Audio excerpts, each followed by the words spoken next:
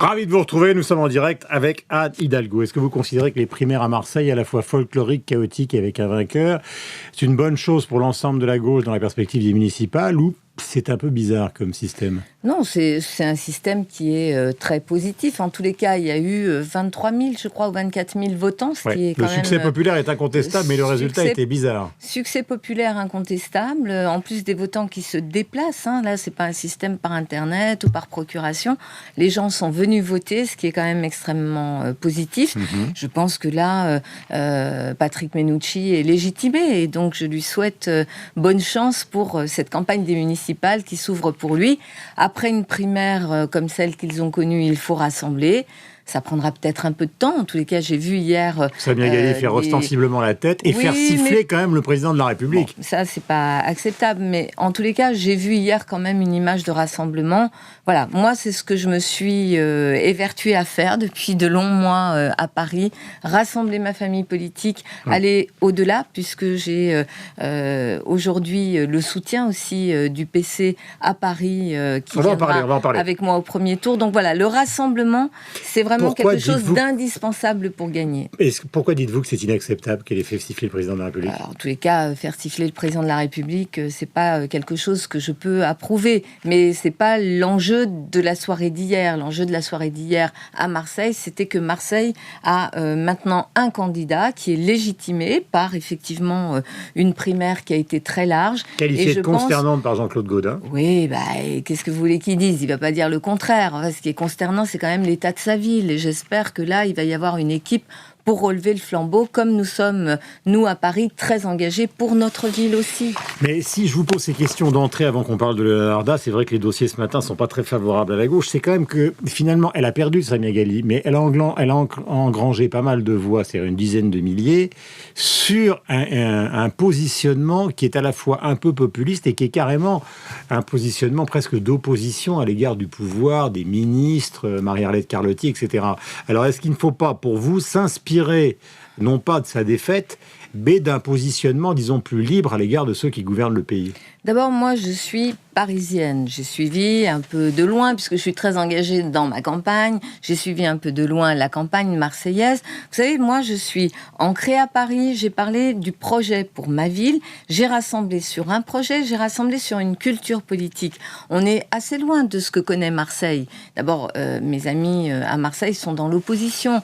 C'est un maire, M. Gaudin, qui a quand même pas fait ce qu'il y avait de mieux pour sa ville, vu l'état dans lequel elle est aujourd'hui. Donc nous, mais est-ce que vous n'engrangeriez pas des voix, finalement, et prenons l'exemple de la Feria Leonarda, en prenant des distances par rapport à la gestion de cette affaire par le président de la République? Vous savez, moi, je ne fais pas de positionnement tactique. D'abord, je suis sur ma ville, le projet pour ma ville. Si on a fait ce rassemblement avec le Parti communiste, c'est qu'on s'entend, qui n'est pas notre allié au niveau du gouvernement, c'est que nous nous entendons pour les Parisiens, pour l'intérêt des Parisiens, que nous partageons une culture commune vis-à-vis des Parisiens. Nous considérons... Ils auront des maires d'arrondissement ? Il y aura des élus, non, il n'y a pas eu de négociation sur les têtes de liste d'arrondissement. Celles que j'ai présentées sont celles qui vont aller devant les électeurs. Donc là-dessus, nous, on est très transparents.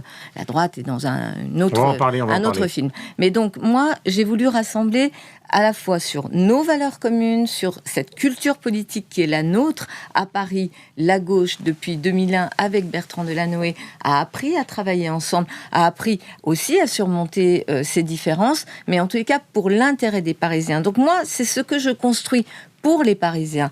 Vous me dites, est-ce que c'est populaire, est-ce que c'est bien ou pas de se distinguer? Mais il y a un contexte national, vous savez très bien, bien sûr. Pardonnez-moi, madame, mais la grande question qui vous est souvent posée, c'est de se dire, le bilan de la gauche, après tout, c'est un bilan qui a été jusqu'à présent plébiscité, puisque Bertrand Delanoë a été réélu. Je ne dis pas ça parce que c'est pas mon rôle. Je le dis. Mais en même temps, le danger qu'on vous signale tous les matins, c'est la désagrégation du pouvoir, son absence de popularité, la contestation d'à peu près tout ce qu'il fait actuellement et qui pourrait peser sur votre candidature. Vous le savez, vous n'êtes pas naïve. Alors, je ne suis pas naïve et ce que je veux vous dire, c'est que j'ai confiance aussi dans la capacité des Parisiens à savoir que l'enjeu des municipales, c'est un enjeu directement pour leur ville et à bien faire la part des choses. Je sais que les Parisiens sont des personnes qui ont un sens critique, un esprit critique, mais qui sont aussi très engagées pour leur ville. Vous l'avez dit ce matin que vous n'êtes pas totalement solidaire de tout ce qui se passe actuellement au pouvoir. Je suis en train de vous dire... Je suis parisienne, je suis parisienne, je suis parisienne. Oui, mais est-ce je que suis vous êtes parisienne. hollandaise? Mais il n'y a pas à être hollandais ou pas hollandais. Je suis une femme de gauche, engagée au PS depuis longtemps et engagée pour Paris. Et j'ai fait le choix de Paris. Et par ailleurs, je vous dis, les Parisiens sont des gens qui savent aussi quelle est la question qui leur est posée et je leur fais confiance. Bien sûr que la situation nationale, je le dis souvent, c'est votre handicap. Pèsera sur l'élection municipale. Mais j'ai confiance dans la capacité des Parisiens à voir qu'à Paris, nous sommes une équipe rassemblée, y compris une équipe qui n'est pas rassemblée au niveau national. Je pense au PC, elle est rassemblée ici à Paris pour l'intérêt des Parisiens. Donc vous avez mis une sorte de ligne Maginot entre ce qui se passe en France et ce qui se passe à Paris, quoi. Je m'occupe des Parisiens. Et par exemple, quand je dis la priorité... Les gens qui nous écoutent, qui sont subtils, ont compris. Il y a une sorte de ligne Maginot. Vous pouvez appeler ça ligne Maginot. Moi, je me sens bien sûr concernée par tout ce qui se passe dans le pays. Bien sûr que je me sens concernée par la question des valeurs, par la situation économique du pays. Mais je constate que Paris est dans une situation un peu différente. Je vous donne un exemple. En matière d'emploi, on va continuer à faire tout ce qu'il faut pour soutenir l'emploi, la croissance, le développement de cette nouvelle économie, notamment économie numérique à Paris. Mais aujourd'hui, par exemple, en matière d'emploi, même s'il y a un taux de chômage qui est encore trop élevé, nous sommes quand même loin du taux de chômage national. Nous sommes à 8,8. Parce que Paris a connu, par exemple, la désindustrialisation il y a longtemps et a pu s'engager sur cette nouvelle économie. Donc voilà, nous sommes dans des situations qui ne sont pas tout à fait similaires à Paris et au niveau national. Et je veux essayer de donner vraiment tous les atouts, de faire en sorte que notre ville s'en sorte. Elle aidera aussi le pays à s'en sortir. Mais il y a une situation particulière à Paris que je veux optimiser. Situation particulière. Question sur le Narda et après on revient à Paris. Je voudrais qu'on parle de NKM et aussi de la politique du logement. Est-ce que vous trouvez normal qu'une famille fasse chanter un État ? D'abord, non. Posé comme ça, bien sûr que non. Mais c'est ce qui s'est passé. François Hollande a parlé un quart d'heure plus tard avec toutes les télévisions, y compris sur le journal de France 2. La petite jeune fille est arrivée en disant « Nous, on n'accepte rien, etc. etc. » Mais vous trouvez ça normal ? Était-il normal d'orchestrer aussi médiatiquement ce dialogue de cette manière ? Mais moi, ce que je dis, c'est qu'il fallait rappeler des principes. Les principes ont été rappelés par le président de la République, d'ailleurs par le Premier ministre aussi la semaine dernière, à savoir, il ne peut pas y avoir d'interpellation d'enfants dans le cadre scolaire. Sanctuarisation de l'école, c'est réaffirmé une circulaire qui n'était pas suffisamment claire, parce qu'il y a quand même un imbroglio de textes réglementaires, va être réécrite. En tous les cas, c'est ce qu'a rappelé le président de la République et le ministre de l'Intérieur ce week-end. Ça, c'est un point très positif. Et pour une histoire d'interpellation dans un cadre d'une sortie scolaire, on est obligé d'aller à la télévision, de s'expliquer devant les Français, de se faire moucher par une jeune fille. Je ne suis pas chargée de la communication du président de la République. Mais c'est une erreur, cette affaire, vous le savez. Tous les journaux en parlent ce matin. Libération, je ne suis pas chargée de la communication du président de la République. Je le sais. Ce que je veux vous dire, c'est que des principes ont été rappelés et il fallait les rappeler. Parce que, bien sûr que la loi doit s'appliquer. Vous savez, je suis particulièrement légaliste. J'ai fait mon premier métier, c'était inspection du travail. C'est l'application de la loi du travail. Donc, la loi, c'est la loi. Sauf que là, la loi, elle méritait aussi d'être précisée, puisqu'il y a un imbroglio de textes réglementaires, de circulaires qui ne disaient pas toute la même chose. Donc, on est passé maintenant à une situation dans laquelle ce type de fait ne pourra pas se reproduire, ce qui est extrêmement important. Après, qu'on vienne nous expliquer que certains voudraient le retour du père de Leonarda. Non, personne ne veut le retour du père de Leonarda, soyons assez clairs. Ce qui a été mis sauf que lui, il a dit qu'il allait rentrer, quelles que soient les conditions. Ce qui a été mis en avant par un certain nombre d'associations, par moi-même, c'est de réclamer qu'il y ait des valeurs qui s'appliquent et que le cadre scolaire soit sacralisé. Maintenant, nous avons cette garantie. Sur la situation par elle-même, comment sortir aujourd'hui d'une situation inextricable ? Je n'en sais rien. Je n'en sais rien, parce qu'effectivement, le père de Leonarda n'est pas en train de faciliter la tâche ou l'aboutissement de cette affaire-là. Personne n'a envie de le voir revenir en France. En revanche, une gamine de 15 ans, est-elle tout à fait libre de choisir son destin ? Je n'en suis pas sûre.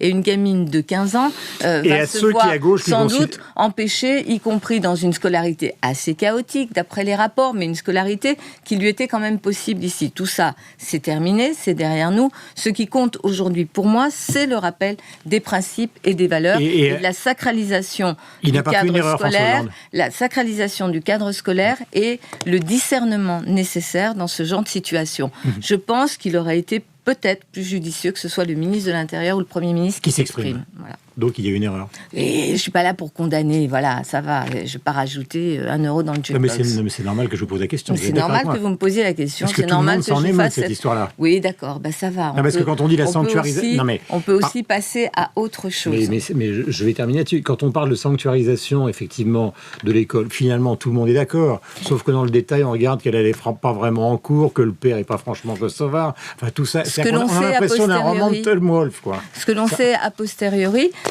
c'était bien de le savoir avant, voilà. Est-ce qu'NKM est l'héritière de Chirac-Tibéri ? Elle dit non, c'est pas ma génération, c'est pas mon histoire. Or, vous voulez lui faire poser cet héritage sur le dos, oui ou non ? Elle est l'héritière d'une droite parisienne qui peine vraiment à se renouveler. C'est une droite parisienne. Elle dit c'est pas mon histoire. C'est quand même la sienne malgré tout, puisqu'elle est candidate au nom de cette droite parisienne qui a mis en elle ses espoirs. Donc, elle porte d'abord un rapport aux Parisiens qui n'est pas un rapport qui a été renouvelé ces dernières années. Ils ont été contre toutes les avancées qui font aujourd'hui que Paris est justement une ville innovante et créative qui peut se permettre aussi la solidarité. Je vous donne quelques exemples. Mais quand elle ne veut pas de Tibéri, elle marque la différence. Je vous donne quelques exemples. C'est une différence cosmétique qu'elle vous donne là, mais je vous donne des exemples. Quand la droite parisienne a voté contre Autolib, pourtant c'est quand même bien Autolib, aujourd'hui beaucoup de personnes à Paris et ailleurs l'utilisent.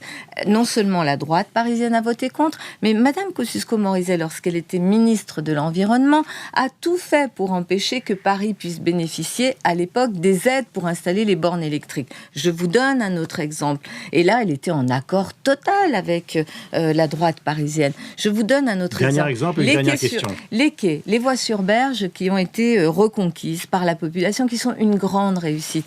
C'est un grand projet écologique, un grand projet de respiration. Là aussi, la droite a non seulement voté contre et livré bataille, mais elle a accompagné cette droite parisienne quand elle était ministre de l'Environnement. Donc elle est l'héritière Chirac-Tibéri. Donc elle est totalement l'héritière de cette droite parisienne. En tous les cas, elle ne s'inscrit pas ni dans un discours, ni dans un propos de valeur, ni même dans un propos pratique et concret, distinct de ce que la droite parisienne avait fait avant que Bertrand Delanoë ne gagne en 2001. Dernière question, on ne va pas parler évidemment de la fiscalité, puisqu'on a beaucoup parlé de ce débat qui vous oppose. Je voudrais parler du logement et justement la pression amicale de vos alliés communistes qui demandent qu'il y ait un maillage social dans tous les arrondissements de Paris. Vous savez qu'à droite, on vous le reproche beaucoup, on s'inquiète de voir la mairie de Paris, au fond, racheter, je vais faire une caricature totale, mais racheter les appartements avenue Foch ou dans le 16e arrondissement pour finalement travailler sur un maillage social, puisque ces appartements pourraient être attribués à des gens qui n'ont pas les mêmes revenus que ceux qui habitent dans ces quartiers,